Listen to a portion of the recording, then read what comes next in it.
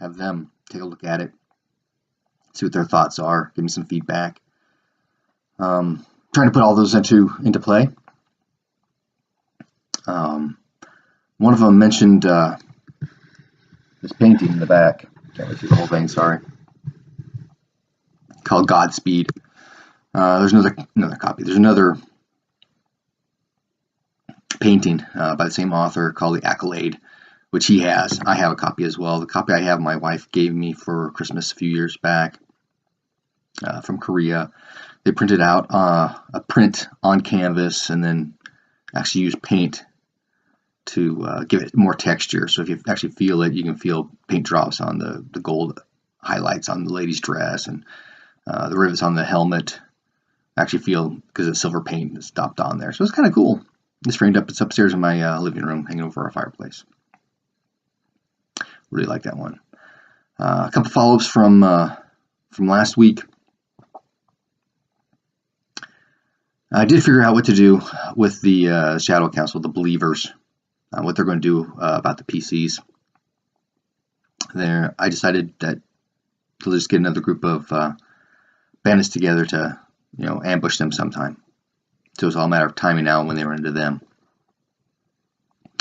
Reading through the module some more. The Earth cult doesn't seem to be so interested in little things that are going on, and these bringers of woe that were in the adventure were part of. The one dark priest was actually in exile from the cult, so there's a little disconnect there. So I don't know if anything will be happening there. There's a couple of folks in town who are connected with the water temple, so there may be some interest there. I was reading through that. Not sure if the temple will take interest in them. There's a potential there for that.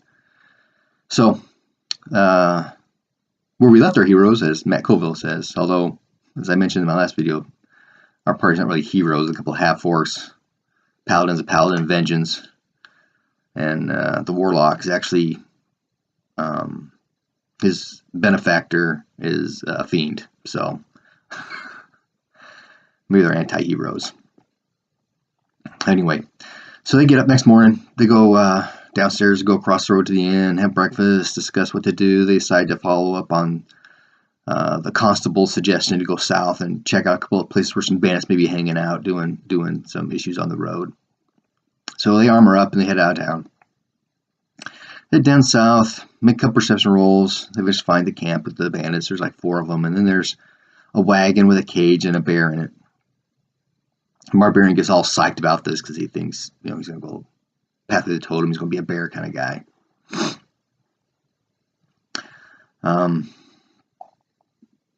So they try to sneak up. Bandits make a perception. One guy critted, so he stands up, turns around, looks right at the warlock, and says, "We got company." So everybody else stands up, roll initiative. They just mow through these bandits. Oh, one thing I want to mention about how I do this stuff is in the monster manual, in the back of the DM's guide, and some other places, they got these generic creature stat blocks.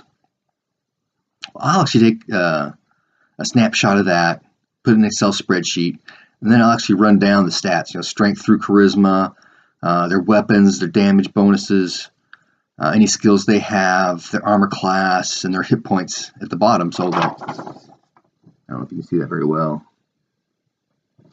I keep track of it, and it's different. Every single bandit is different. Sometimes they're better, sometimes they're worse. I use a random number generator in Excel. So when for their stats, strength through charisma, I use a 2d6 plus system that averages at what the average creature would be. So the average strength or average dex for a bandit is 14. Then I put in there a random number, 2d6 plus 7. If it's dexterity or a strength of 10, 2d6 plus 3. That's something I picked up from the fantasy trip, actually Death Test 2, one of their micro modules, where in a couple of rooms they have just random fighters, and it mentions about their, if you need to do this for anything else, you roll 2d6 and you add, in their system, 5. So you get a number from 7 to 17. I took that concept and adjusted it to what I use when I run Fantasy Trip is 2d6 plus 6, which is your standard 8. Fantasy Trip has 3 stats. For human, they're 8, 8, and 8 with extra points. So they all average out to 13, which gives you a level equivalent of 4.5. So in my Fantasy Trip world, the average level in the world is 4.5. Well, I took that concept, applied it to 5th edition, so that all of my creatures are different, and it's all written there. I just print them out, and they all have different hit points. Some have higher dexes, some have lower dexes. All their armor classes are different. Some have higher strength, some have lower strength. So all their to hit for the made of weapons and their damage bonuses are different. So they're all different. Sometimes it's a lot easier to kill them, and sometimes it's a little harder. So they head down. They wiped out the bandits. There's one who was in the back shooting his crossbow. Everybody goes down. He takes off.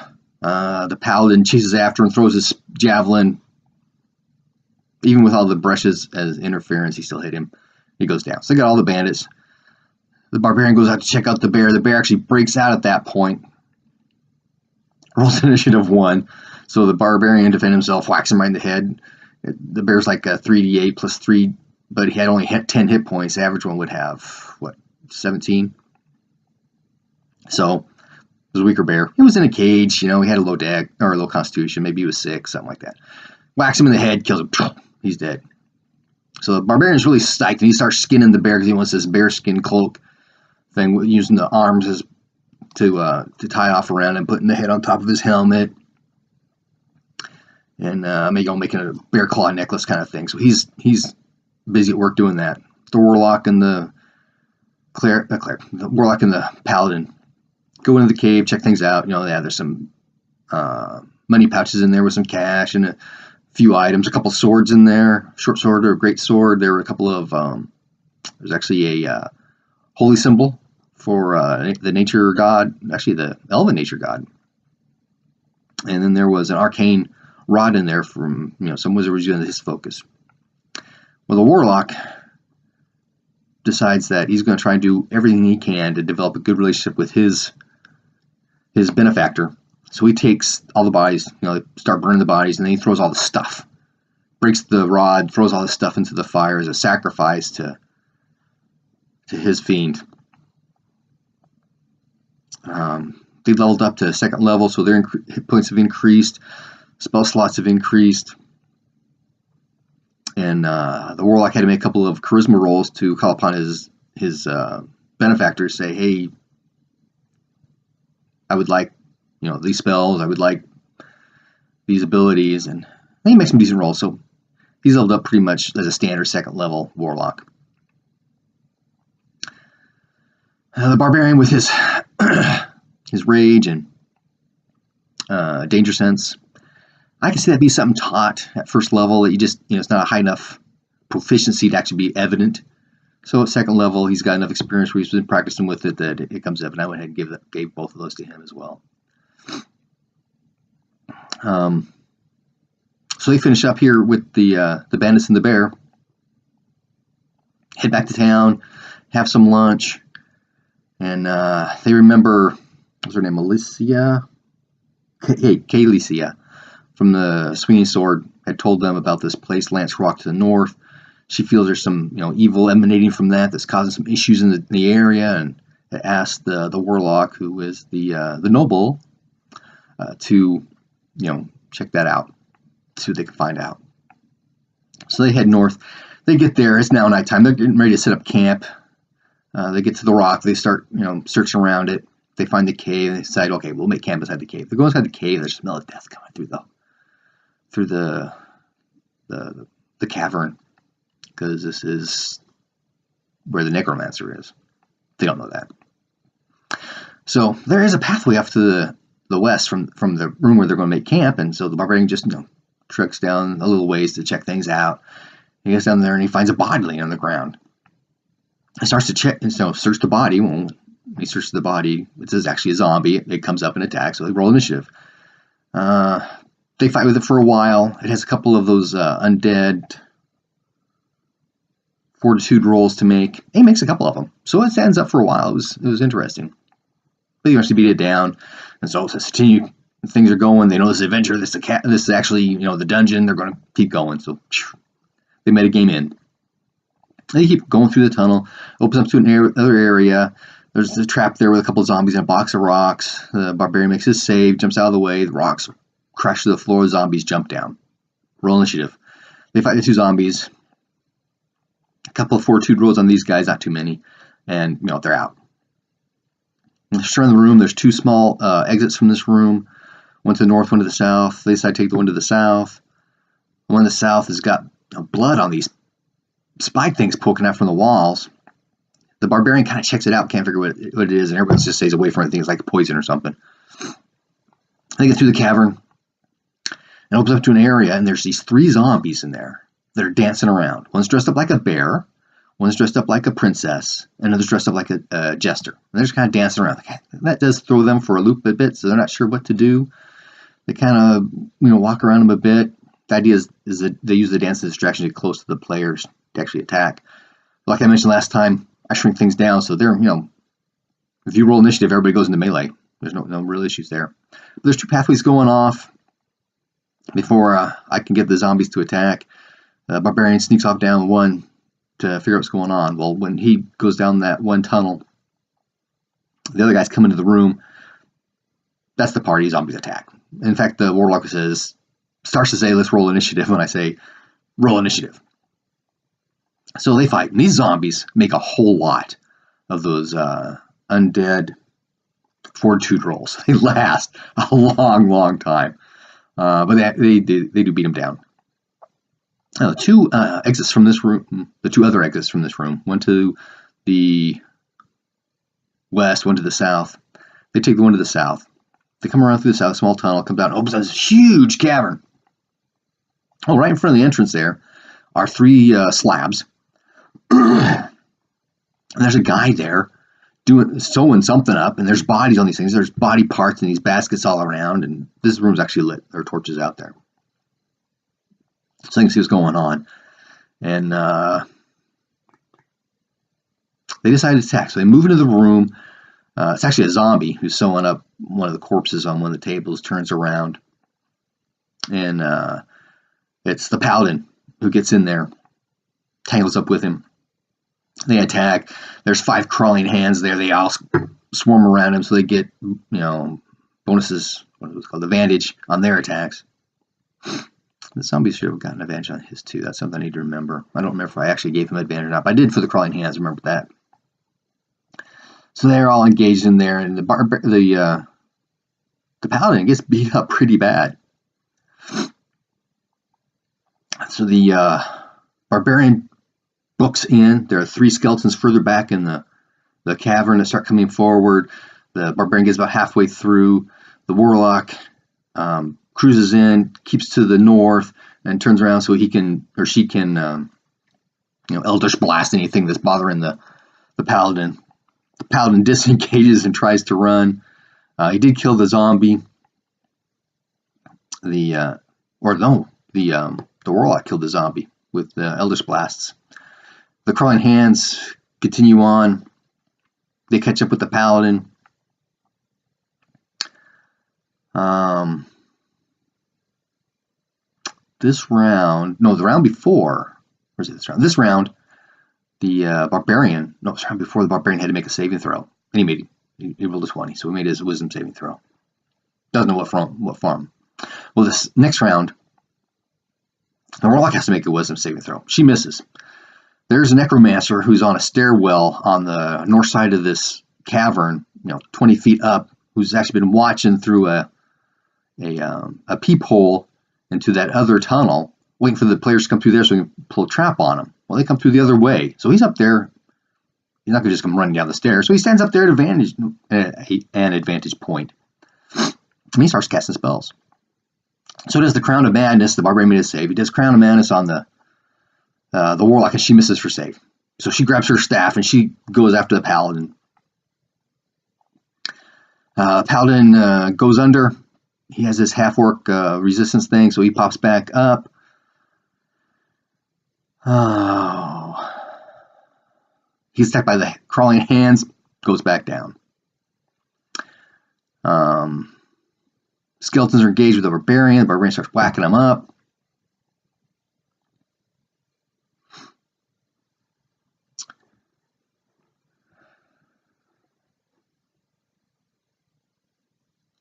So it happens pretty quick. It was kind of confusing because one of the monsters had a high dex, so he actually went before one of the PCs where all the rest of them went after the PC, and I think it may have missed a turn or two with the necromancer. But he's insane. Maybe he's just kind of watching. But he also has that concentration spell. But I know he did something else. He may have thrown magic missiles. He threw magic missiles to the barbarian. Barbarian eventually wipes out the skeletons. The warlock eventually makes her saving throw.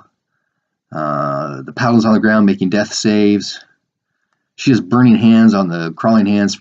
They're gone. Barbarian looks around. What's going on? Where's these spells coming from? Because he got hit in the back with those magic missiles. He sees the stairs. He sees the necromancer at the top of the stairs. So I pulled the mini out, put him down. And he books it to the stairs. He's going to tear that thing apart. When he's running over there, the warlock made her save. She starts running over there. Necromancer. I forgot what he did. He had to do something. I know he was preparing Misty Step because he was going to get out of there. The barbarian runs up the stairs, whacks him, got a crit actually, did massive amounts of damage, took him well below half, took the necromancer well below half. He almost maxed out his damage with his greatsword. So the necromancer checks the peephole, Misty steps through it into the other room, and disappears. Puff of smoke. Barbarian is pissed. My son is pissed. What do you mean? Where'd he go? How did he get down there? That's Misty Step. Yeah, he's got to see where he's going. It's only 30 feet. He has a problem with metagaming. So the barbarian figures he went somewhere. So he starts trucking down the stairs again, check out the back of the cavern, finds a tunnel to the north, goes through that tunnel, splits a couple times, but they keep them back together, and then it comes into the study. And he's not there. Everybody else catches up with him. So I start searching around. In the center of the room is this pedestal made out of human arms grasping each other, and in the top hand is this globe that's glowing with a white light. And above it is this sigil of elemental evil, the black eye. Kind of like an inverted pyramid with a slash through the center. They've seen something similar in the Tomb of the Moving Stones. So they're searching around there, and we run out of time because I got to go. So we just stop right there. They had got the warlock used Mage Hand to pick up the globe. Wait for something to happen. He moves it over 30 feet. Nothing just happens, so he checks that out. And the half-orc paladin, he actually made a critical save on one of his death saving throws, so he's at 1 hit point. He wants a short rest really bad. But the barbarian is afraid that if we get a short rest, then the necromancer gets a short rest. More metagaming. So they stop there. Anyway, the necromancer did Misty Step through. He uses 3 of his third level spells, raised dead on 3 zombies in that one room, the dancing bear and the princess and the jester. So he's coming around with those 3, looking for these guys that are, invaded his home. So I planned out that he'll probably be at the south entrance of those north caves that go to the study by the time they actually get around to doing something. So he may actually meet them halfway through. I've kind of planned that they're going to search some more because there's actually a wand of magic missiles in this room if they actually do some searching. That while they're searching, he's going to show up. He's going to do his spiel about, I am the Dark Lord of Rock Mountain. Fear me, see my death, and the zombies attack kind of thing. And he's got another little spiel he gets to say out later about, behold the eye sees all. So it'll be kind of cool, I think, that for a first encounter, Paladin's at 1 hit point. The Barbarian's down a bit. The Warlock, I think, is completely unharmed. In fact, she may even have bonus hit points at this point.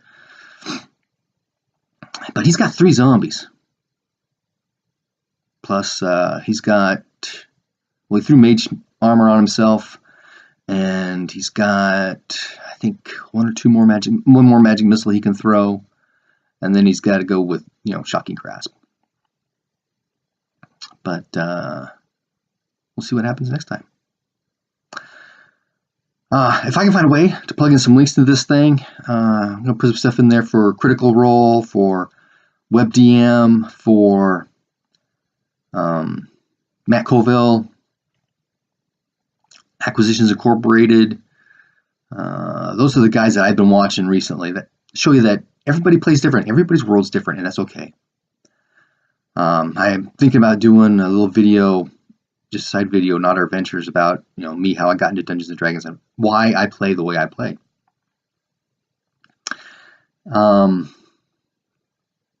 But if you check out these other websites, you'll see other ways other people play, and a lot of them have DM hints and that kind of stuff. There's also Dice Camera Action, which is actually from Wizards of the Coast. I haven't checked their videos out yet. They're on my list of stuff to check out. I got like 20 or 25 different YouTube sites of guys playing, D&D or role-playing games in general or something, so I get, a feel for other ways to, improve my game.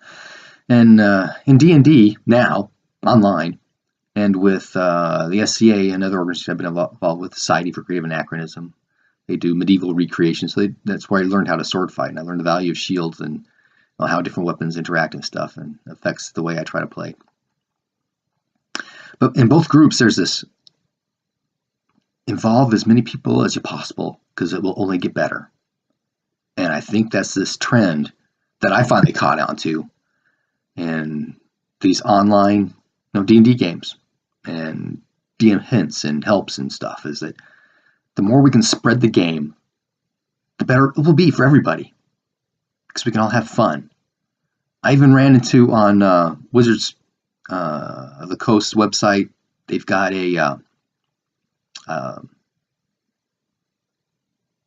interviews and stuff. Anyway, I try to stay away from R-rated and MA-17 TV shows, that kind of thing, because I don't need that kind of thing in my life. But I do make exceptions for certain things. Band of Brothers was one of them.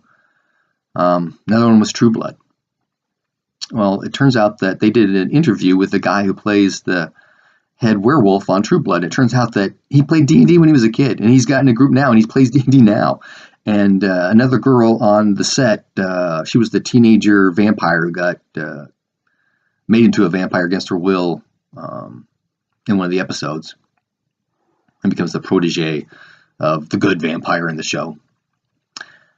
But she's a DM, and she runs a game, and apparently she was running a game with people on the crew saying, "Come on, we're gonna play D&D. Come on with us." It just so happened that during filming, the guy who plays the werewolf, was never on set when she was on set.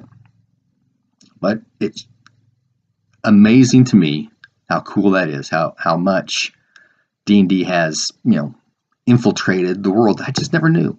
I mean, when I played, there were a couple of groups of guys who played D&D at a hobby shop. There's a couple other guys I knew that played D&D, and we talked about sometimes at lunch. But that was it. We were the geeks, the nerds, the guys on the side kind of thing. But a way to unleash your imagination. That's what D&D is all about. Having fun. Thanks, guys. See you next time.